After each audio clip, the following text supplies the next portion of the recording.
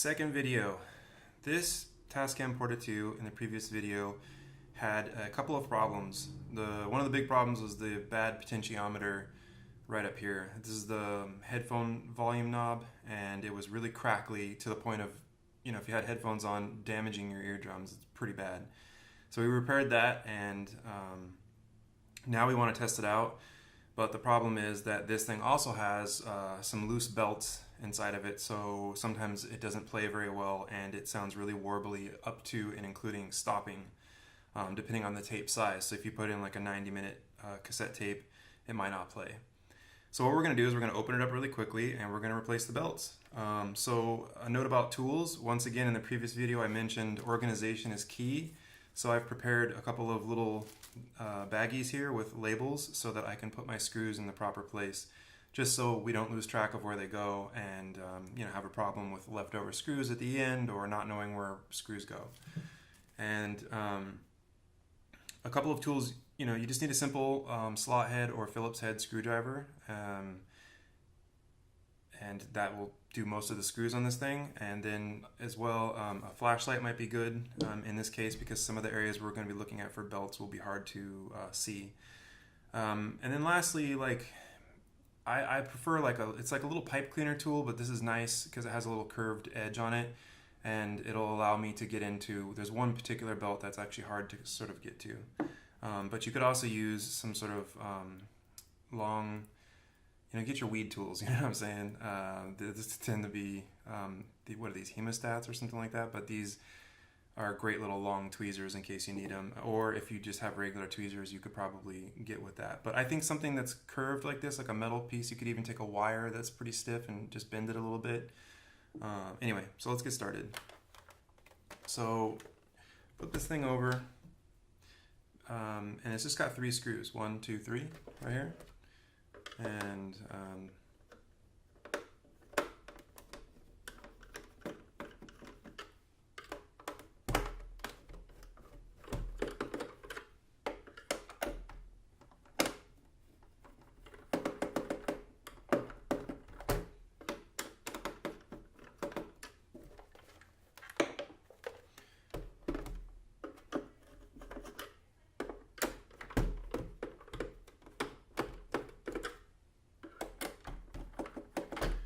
sometimes these screws get a little stuck. There we go.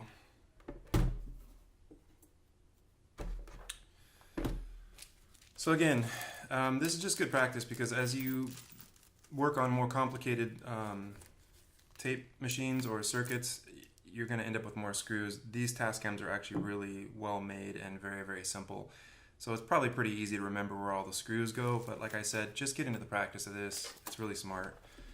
So to take this thing apart, it is literally, I would just place my hand here on this piece, and then as you can see, there's little grooves right here where you can get your fingernails under.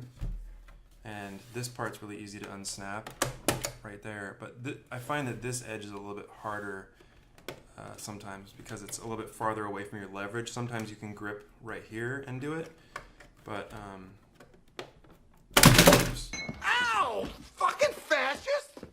well, don't do it that hard. There you go, it's open. In the previous video, we had to disconnect these ribbon cables here, but in this instance, we're not gonna have to disconnect it. We're only trying to get into this assembly here. So the first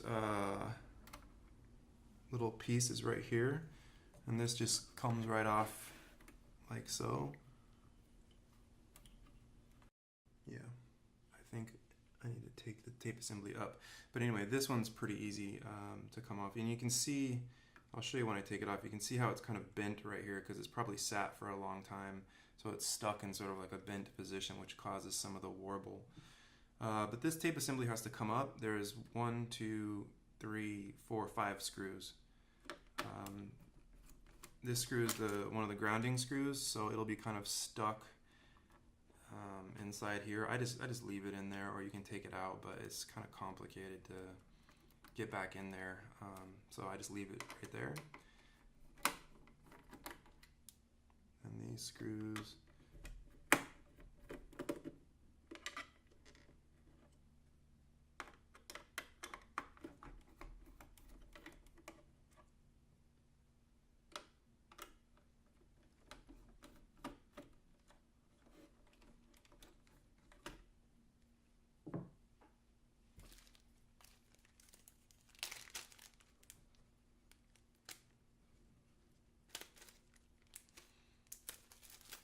All right. This thing right here, we're just gonna lift up sweetly like that, a little cautiously. And then we have the other belts underneath here. And this one just comes off by just like that. It's real simple. And then this other one is really loose and messed up. Wow. Yeah, that one's really deteriorated. It feels really brittle and stretched out. Okay, so we have this other one too.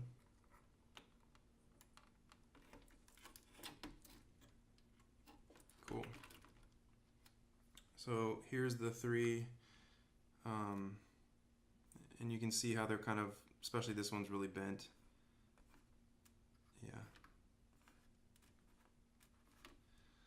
So we're going to replace it with our new belt kit that you can buy on eBay occasionally, and I think a couple places like vintageelectronics.net has them. So yeah, if I can provide a link to where I got these, I'll do that for you. But yeah, it should be just a simple replace. Like I said, the trickiest one to get to is this one that goes underneath this piece. So what I like to do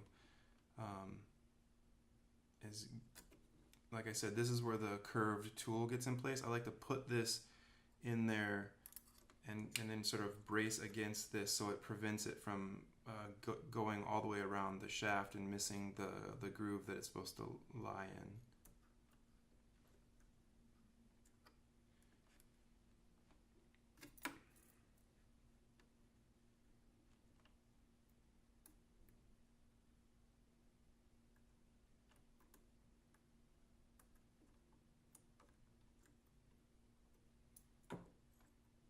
Cool. And this is where the flashlight sort of comes in handy. I'm going to try to make sure I've got it on there. Hopefully my head's not in the frame. Looks good. And that's the most difficult belt right there to get on, actually. So this one goes around this black plastic, has a groove on it. It looks like there's a groove on this flywheel, but it actually goes around this black plastic piece. And then instead of stretching it out too much with your fingers, I would just use something like this, and you just sort of roll it onto there, and then straighten it out.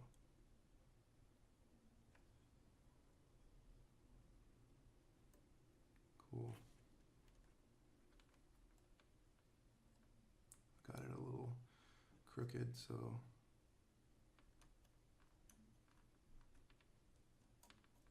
there we go. Cool, now it's not crooked. Just spin it a couple times and it should straighten right out. As you may be able to see here, if you just spin it a few times, it should straighten right out. Make sure that everything's working properly and none of them have a kink in them. And then the last one is up here, and remember it goes around this, and there's a little groove. There's a little groove right around this thing, and it's slightly raised on the not the middle of the shaft, but the lower middle. That's where the groove is. And I found that in doing this before, that it might be easier to actually place it around this lower piece first. And get that on there. And then once that's on,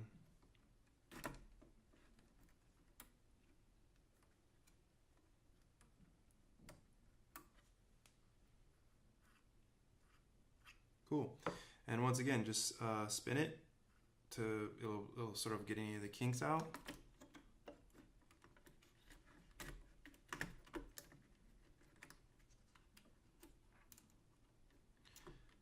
This is a grounding wire that has to go in there. So easy to put back together. We have our tape assembly screws.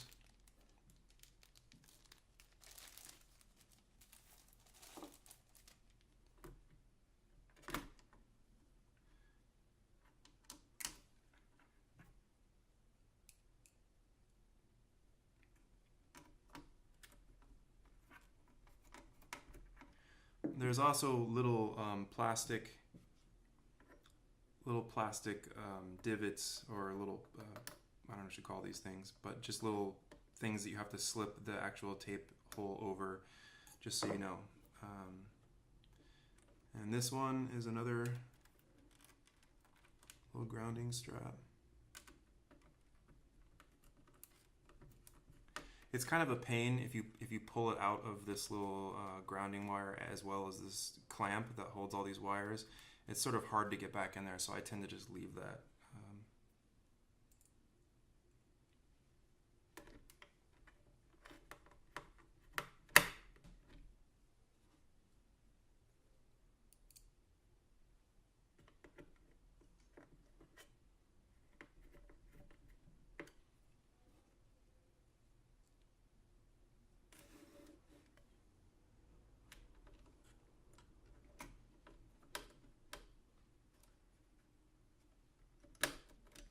Make sure when you screw this one in that you don't clamp one of these power and ground wires for the motor, and be careful not to pull too hard and maybe loosen one of the solder joints. Okay, this thing goes back together relatively easy. You can see that it has some little lips here, and it's kind of got a latch system, so this sort of gets caught underneath here, like so. And then comes forward so that it's caught here like a latch, and then it simply just snaps back together over here. And it almost doesn't even need the screws on the bottom because it's pretty well put together, but I suppose the screws are just for extra.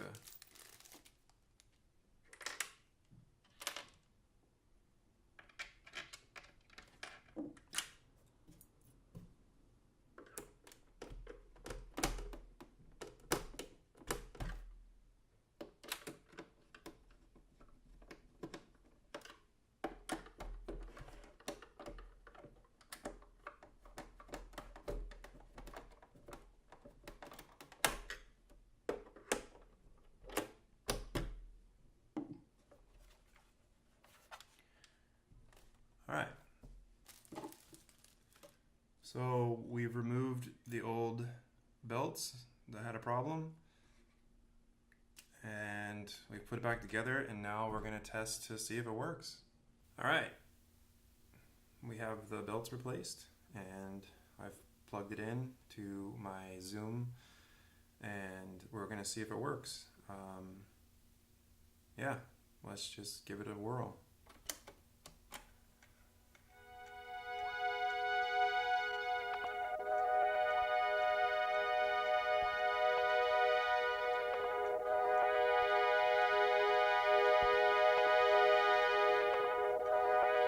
Cool.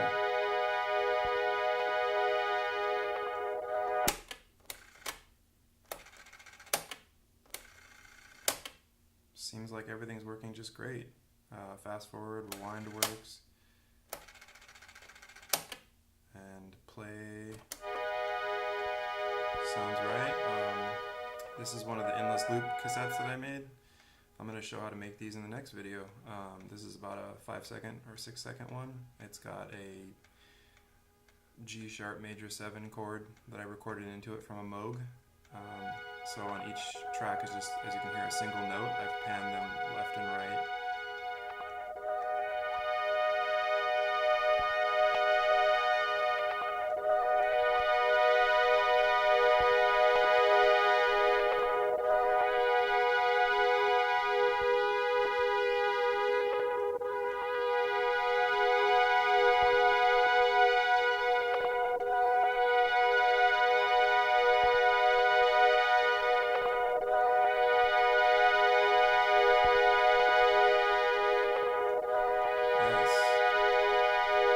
Sounds really great.